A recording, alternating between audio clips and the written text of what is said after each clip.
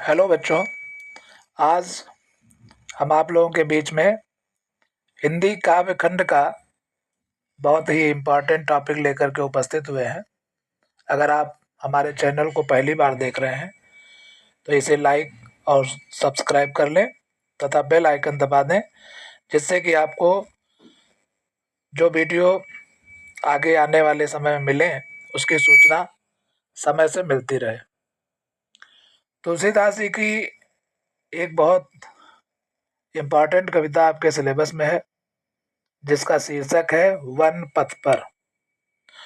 One पथ पर का अर्थ है वन के मार्ग पर।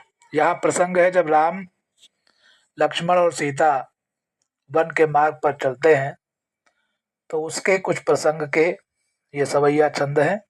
देखें, पहला छंद बहुत ही इंपॉर्टेंट है, देख लें कि पुरते निकसी रघुबीर बधु धरि धीर दये मग में डग द्वय झल की भरी भाल कनी जल की पुट सूख गए मधुराधर वे फिर बूझती हैं चलनो अब के तिक पर्ण कुटी करी हो कित है तिय की लखिया तुरता पिय की अखिया ति चारु चली जल चुए। यहाँ पर तुलसीदास जी कहते हैं कि जब सीता जी पुर से निकसी, पुर मतलब श्रृंगवेरपुर से बाहर निकलती हैं सीता जी, तो बड़े धैर्य के साथ मार्ग पर आगे बढ़ती हैं और मार्ग पर 2 कदम आगे रखती हैं। इतना चलते ही उनके मस्तक पर पसीने की बूंदें झलकने लगती हैं, होंठ सूख जाते हैं और पूछती हैं अपने पति श्री रामचंद्र जी से, फिर बूझते हैं चलनो अब केतिक, फिर पूछती हैं कि अभी हमको कितनी दूर चलना है। पर्णकुटी करियो कि तो है, अपनी जो पर्णकुटी है, कुटिया है, वो कहाँ बनाएंगे।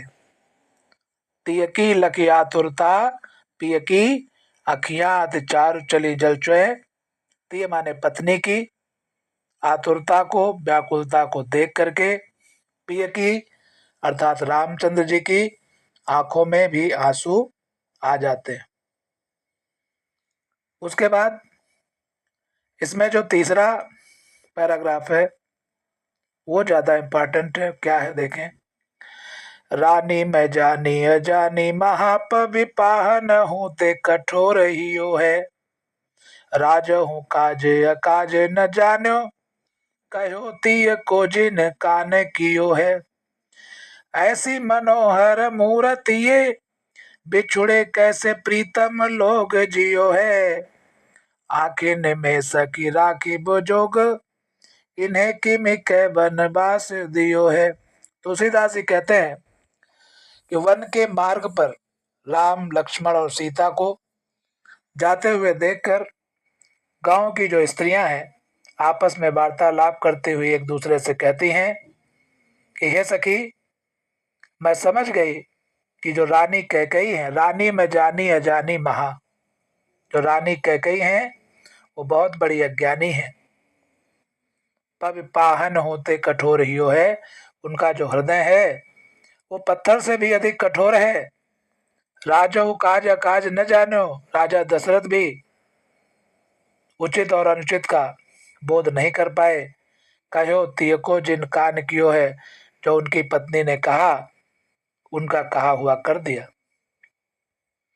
ऐसी मनोहर मूर्त ये बिछुड़े कैसे प्रीतम लोग जियो हैं।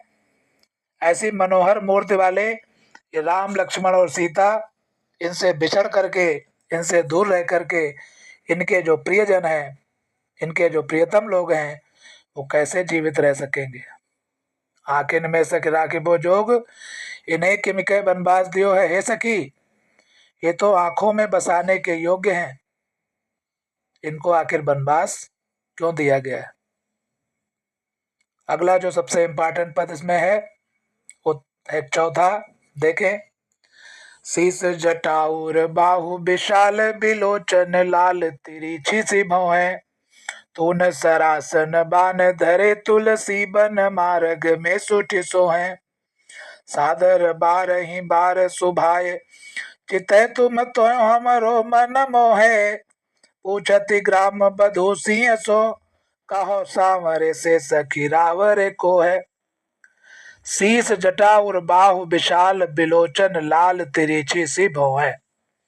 तुलसीदास जी कहते हैं रामचंद्र जी जिनके ऊपर सखी पूछती है कि जिनके सिर पर सुंदर जटा है, जिनका हृदय और जिनकी भुजाएं विशाल हैं, लाल लाल आंखें हैं और तिरछी जो है भौहें बनी हुई है। तून सरासन बांध धरे, जो धनुष और बाण तरकस धारण किए हुए हैं। तुलसी बन मार्ग में सुट सोएं। तुलसीदास जी कहते हैं कि जो वन के मार्ग पर सुशोभित हो रहे हैं। सादर बारही बार सुभाए चितै तुम त्यो हमरो मन मोहे। गांव की स्त्रियां सीता जी से कहती हैं कि जो तुम्हारी ओर बार बार स्वाभाविक रूप से देखते हैं, उनको देखकर हमारा मन भी मोहित हो जाता है। पूछत ग्राम बधू सिंह सो कहो सांवरे से सखी रावरे को है। गांव की स्त्रियां सीता जी से पूछती हैं कि बताइए जो सांवले रंग के हैं उनके साथ तुम्हारा क्या रिश्ता है, उनके साथ तुम्हारा क्या संबंध है। आप लोग इस वीडियो को देखें, इसके बाद आप हमें कमेंट करके बताएं कि आप किस टॉपिक पर अगला वीडियो चाहते हैं। हम प्रयास करेंगे आपके मनपसंद टॉपिक को आप तक पहुंचाने के लिए। बहुत बहुत धन्यवाद।